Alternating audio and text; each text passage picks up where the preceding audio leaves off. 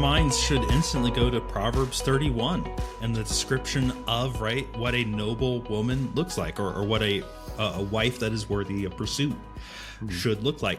The interesting thing, Tim, that you and I would know is when we look at the order of the English Bible, right? Ruth, Proverbs, they're not next to each other. And so you go, okay, that's maybe an interesting connection based on terminology or ideas, but it's much more explicit actually in the Hebrew text. A common ordering of the books in the Tanakh, which is the name for the Hebrew Bible, is that Proverbs precedes Ruth. Ruth is not actually in its current location where next to, Judges and Samuel, but it's put with the Ketuvim, the writings.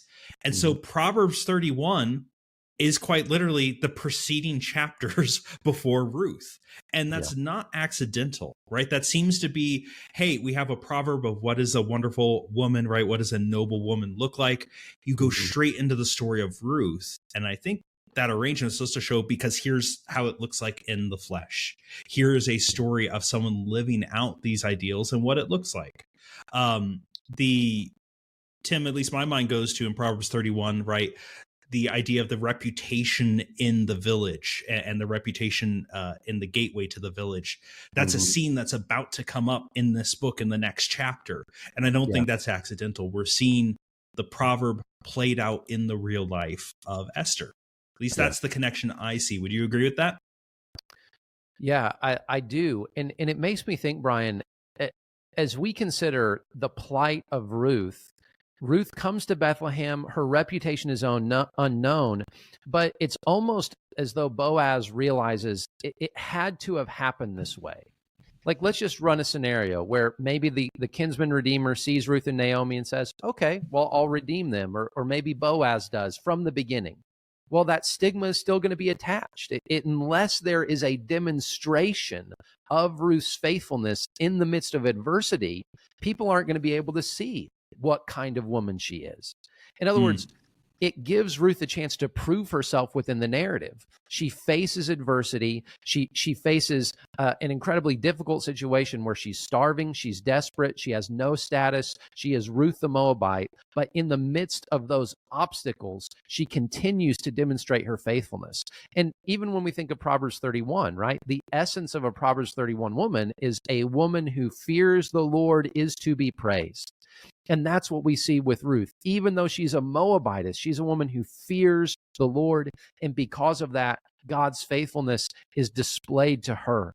And so I think even that idea of the people in the town have seen how you've responded, that was necessary for her to be truly accepted. And Boaz commends her for it.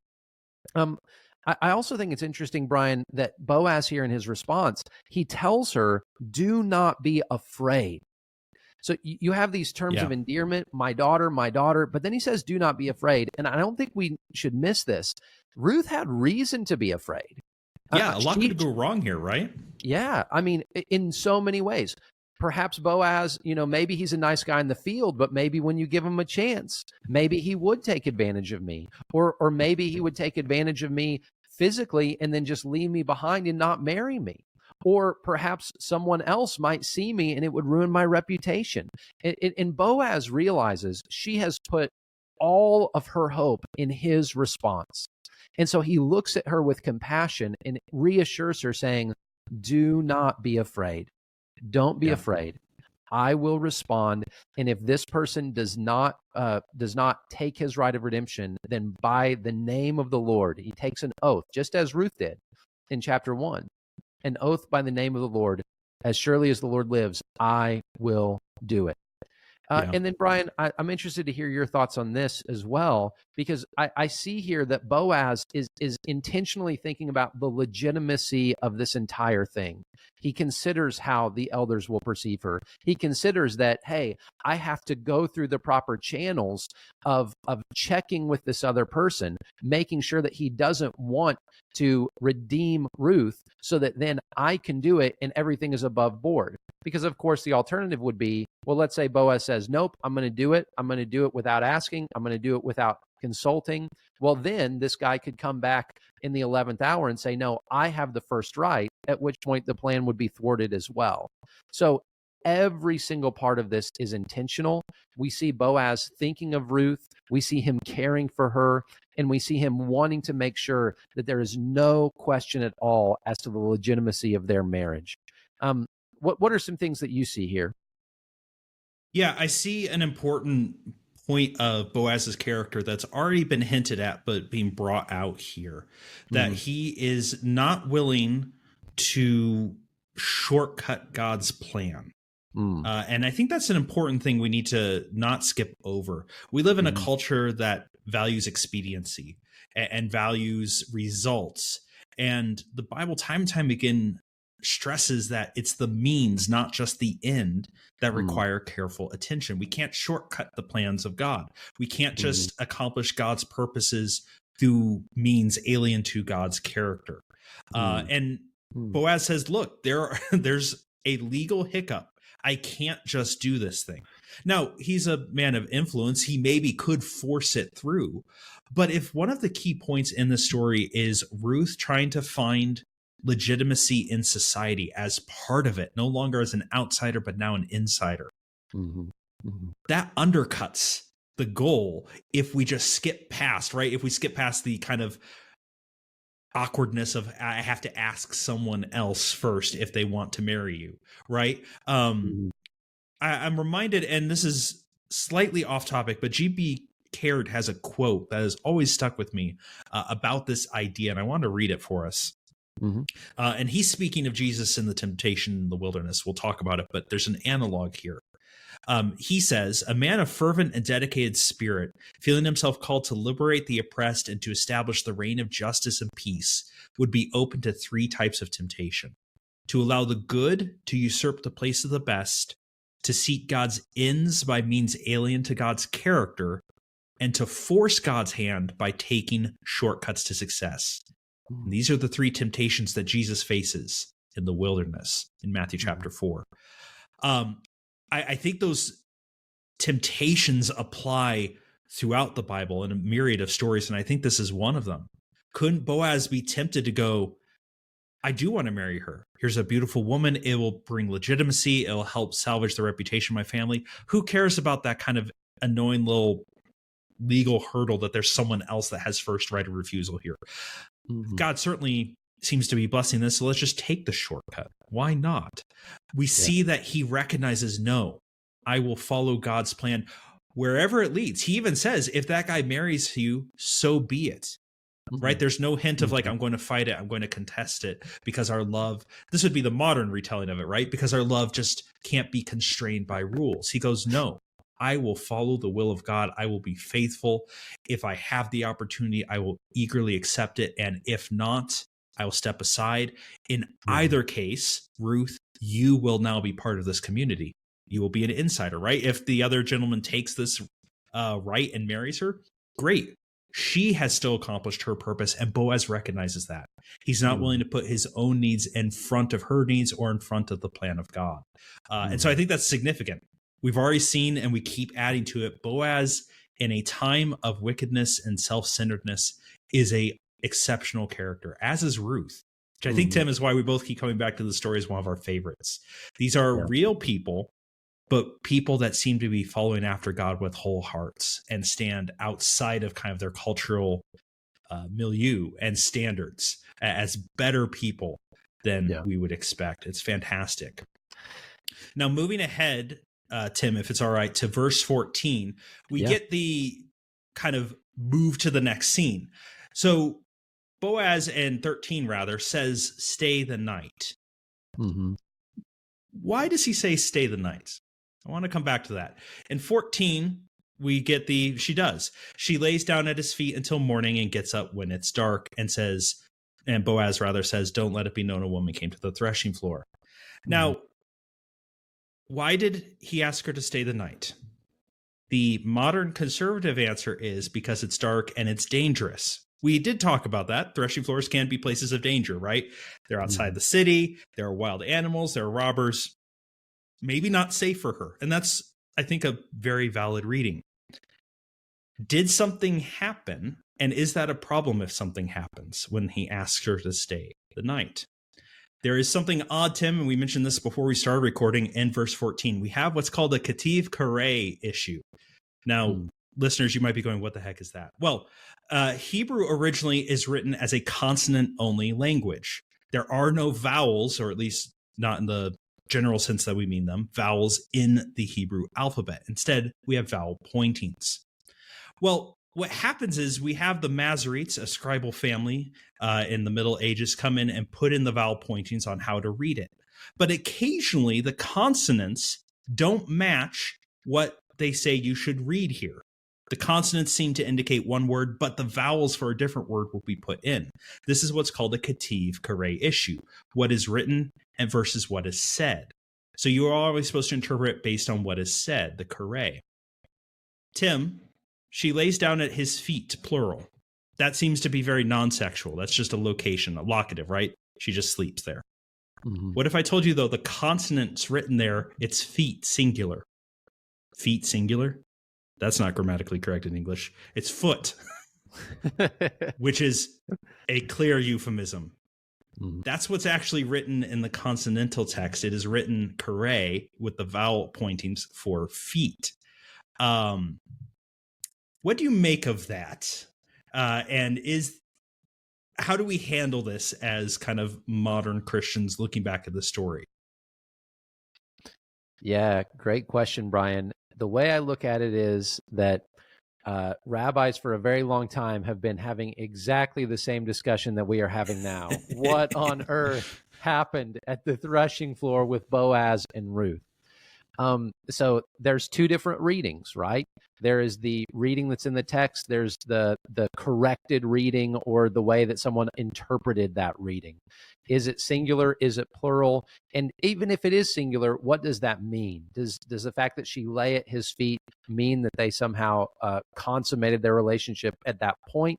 To me, that seems highly unlikely, because Boaz knows that her honor is incredibly important, especially in the potential proposal for marriage, whether it's him or whether it's the other kinsman redeemer.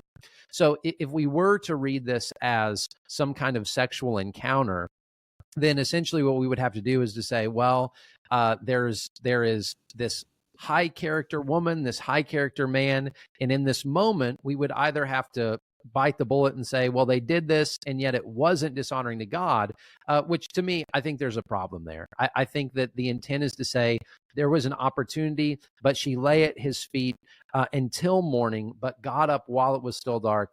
My reading of it is that nothing happened. It's a preservation of their honor, so that later on, whenever she does conceive, there's no question as to the legitimacy of the child. But as we look at this, this is the debate, right? What happens? Mm-hmm. And again, I'll say it one more time. There is no doubt that this would have been scandalous. There's a reason that Boaz doesn't want Ruth to be discovered. And I think, frankly, for his own sake, he doesn't want it to be discovered that there was a woman there at night. So both of them have their reputation at stake. But in my mind, as we read this, I think it's carefully crafted to push us to the edge of what is acceptable. But I don't see this as definitively saying that something happened and we're supposed to read between the lines. What say you, Brian? Yeah, it would be a lot easier without a kativ kare issue here, right? If it's she laid down at his feet, yes, it can be euphemism, but then that seems to be more locative, especially when we get to this point. When if it's taken as what is written, she laid down next to his leg, singular, he's not an amputee, shall we say. And so then it becomes a little bit more awkward. Like you, Tim, I kind of go based on how we've been describing Boaz's character. It would seem to then be out of character for them to actually consummate a relationship here, since he himself has acknowledged that there might be someone else. If he had said, no matter who this person is, I'm dropping them, I'm going to push them out, whatever, then you could maybe go, okay, they are guaranteed to be married. We might, as modern readers, go, ooh, they kind of did that out of order, but maybe that's fine. I am hesitant to say an actual consummation of sex happened here, but I also want to say, look, we are dealing with real people in the real world, and even the best characters are still people at the end of the day. And so I think there's an opening here. You could read it either way. Like you, I tend to go, I think the text is intentionally trying to play with words to push us right to the edge, but not go over it, because it's trying to say this is something categorically different than Lot and his daughters, how Moabite women have acted in the past. Ruth is categorically different. Boaz is categorically different, and they are better. We do have a hint, by the way, that this was meant to be taken as scandalous. Look at Boaz's words, listeners, if you have your Bible open, in verse 14. Don't let it be known that the woman came to the threshing floor. Your translation may say a woman, but it is the woman. Who is he talking to? It seems to be, if he's saying the woman, he's talking actually to his workers. There is some awareness that that he had a visitor, whether or not anything happened. And so this is going to be a scandal, but this also then gives impetus to the fact that he is not going to just let this sit and brew. We're going to very quickly move to the final confrontation. Sounds aggressive. It's not going to be an aggressive thing, but we're going to move the ball down the road. We're going to talk to that other kinsman redeemer the very next day. And I think we see the hint of why that has to happen. It's because there is some awareness amongst his workers that Ruth was there. Now, just before the scene ends, Tim, and we are going a little bit long, but that's fine. We have one final little addition to the story. Yeah. Once again, Boaz gives Ruth food. Depending on, there's an interesting textual issue here again. If we read it just as is, he gives her something like 300 pounds of food. If it's a standard unit of measure, which every commentator is like, that's probably not unit of measure they are intending there. But Tim, he gives Ruth food to take back to Naomi. Why is this added in here at the end of the story? Yeah, I love this. I love the kind of epilogue to this scene. As we think about Boaz says, "Do not return to Naomi empty-handed." He recognizes that this is not something that Ruth came up with on her own. He sends food back to his future mother-in-law. Again, he's a wise man, that Boaz. And he says, make sure that she knows I'm not just saying this in words, but I'm going to give, in a sense, the first fruits. I'm going to give the down payment. I'm going to give the seal of redemption, as it were, by sending you home. You know that I'm a man of my word, but I'm going to give you, we might call it like earnest money. I'm going to show you that I am taking care of you and that I am serious about this. And as we think about Naomi, remember what Naomi says. She says, I left full and I came back empty. But now Boaz, in this act of generosity and kindness, essentially is saying to Naomi, no, you will never be empty again. One way or the other, whether it's me, whether it's someone else, you are going to be taken care of. And I've got to tell you, Brian, I laugh when I read these last verses of chapter 3, because you know that Naomi is there. She is on pins and needles. What's happening? What's going on? Why is Ruth still there? Why has she not returned? And so she just says, what happened, my daughter? Tell me. And of course, Ruth does. She recounts all that happens, and she tells Naomi, Boaz told me not to return to you empty-handed. And Naomi says, okay, Boaz is not the kind of man who will rest until this matter is resolved. And so at this point, Ruth and Naomi have played all of their cards. Their future is no longer in their hands. But as we're going to see in chapter 4, God has moved to protect those who are most vulnerable, the widow, the foreigner, and he's going to use Boaz to bring about a level of redemption that Naomi never would have even thought possible. So it's a beautiful ending. But we before we get to the end, this is so important for us as people who've read this many times. We need to let the suspense build. We need to put ourselves in Naomi and Ruth's shoes. Boaz has said this, but now the question is, will he come through? Will he be a man of his word? And so chapter 3 ends with suspense, and so will we, as we think about where this story is going. But Brian, you'll have to come back next week to see where this all goes in chapter 4. Yes. Thank you for that, Dr. Tim. Listeners, we have 2 more episodes in the book of Ruth. And then we'll finish that out, and we have a few epilogue episodes as well as we reflect on the value of Ruth, the significance of Ruth to the biblical storyline, and all those ideas. Thank you, Dr. Tim, for all of your insight today. Listeners, we hope this has been edifying for you. We hope it has built up your interest in studying the Word of God, seeing all the interesting questions that can be driven as we study deeper and deeper. We hope you come and join us next week. And until then, stay cool and stay open.